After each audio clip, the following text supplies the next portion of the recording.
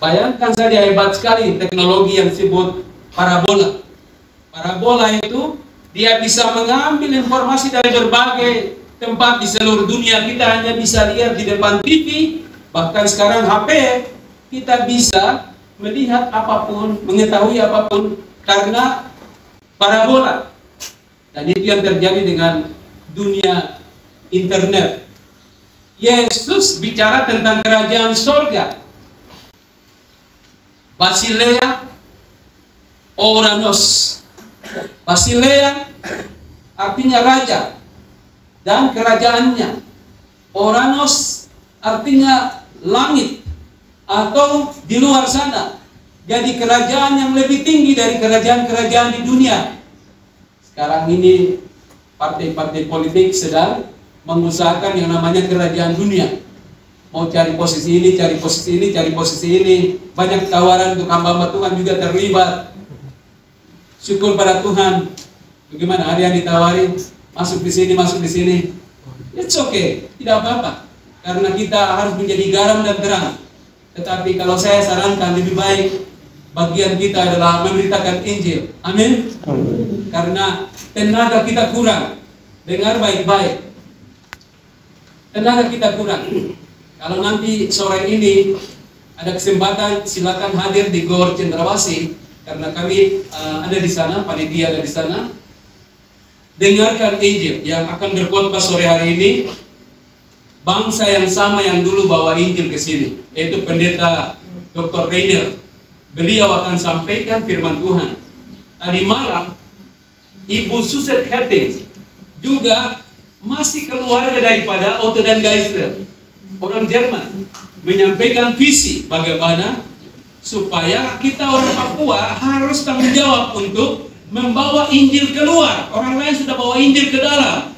Bagian kita adalah bagaimana supaya kita juga keluar. Nah, itu sebabnya penting sekali kita memahami tema ini. Nah, saudara-saudara, latar belakang sudah jelas bahwa ada 3 respon. Kita lihat ada 3 respon dari orang kepada apa yang Yesus tawarkan itu. Dan Yesus menggunakan perumpamaan bahwa bisa diatur ya, supaya poinnya. Jadi yang pertama responnya itu terdapat di ayat 1-3, yaitu ditawarkan di situ, diajak di situ.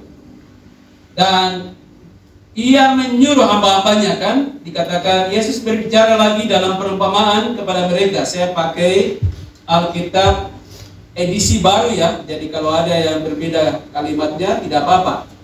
Teks edisi baru ini lebih dekat dengan bahasa Yunani, lebih tepat. Saya sudah membaca beberapa hal, cocok sekali, bagus. Nah, Bapak Ibu Saudara, jadi Yesus berbicara lagi dalam perumpamaan kepada mereka. Kerajaan surga seumpama seorang raja yang mengadakan perjamuan kawin untuk anaknya. Ia menyuruh hamba-hambanya memanggil orang-orang yang telah diundang ke perjamuan kawin itu, tetapi, nah perhatikan, orang-orang itu tidak mau datang. Jadi ada undangan untuk menikmati berkat makan minum yang tadi kita lihat. Ini tentu bahasa gambaran. Karena Wahyu 3 ayat 20 juga berkata, tengoklah, dengarlah, barang siapa mendengar ketukanku dan membuka pintu, aku akan masuk. Dan acara pertama apa? Makan bersama. Jadi bahasa makan itu bicara tentang kelimpahan hidup. Bicara tentang kalau kita di dalam Tuhan, tidak usah khawatir, karena Allah akan memelihara kita. Dia tidak bicara tentang soal makan jasmani yang berhenti dalam 24 jam, kita lapar lagi. Bukan itu. Tetapi roti hidup yang kita nikmati selama-lamanya, yaitu Yesus. Jadi Bapak Ibu Saudara, ini penting. Ternyata tawaran itu ditolak. Mereka tidak mau. Hebat sekali.